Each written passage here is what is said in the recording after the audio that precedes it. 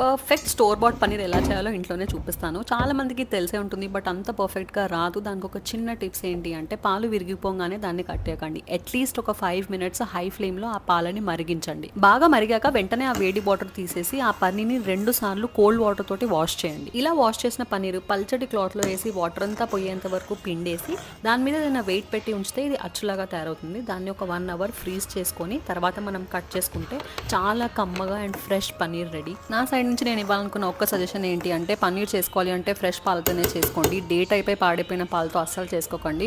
కావాలంటే ఒక్క చుక్క నిమ్మరసం వేసి ఆ పాలను విరగొట్టండి. లేకపోతే సమ్మర్ కదా, డేట్ ఉన్నవి కూడా ఆటోమేటిక్గా బయట ఉంటే విరిగిపోతాయి. అలాంటి వాటితో పన్నీర్ చేయడం సజెస్టబుల్. కానీ డేట్ అయిపోయి ఎక్స్పైర్ అయిపోయి దాని లైఫ్ స్టైల్ అయిపోయిన వాటితో మాత్రం పన్నీర్ చేసుకోకండి. మనలో చాలా మంది ప్యాకేజ్డ్ మిల్క్ తాగుతున్నాము, సో అది అస్సలు సజెస్టబుల్ కాదు. అంతే, ఈ చిన్న టిప్స్తో కమ్మటి ఫ్రెష్ పన్నీర్ రెడీ. మీరు ట్రై చేసి ఫ్రెండ్స్తోనూ షేర్ చేయడం మర్చిపోకండి. Thank you so much for watching.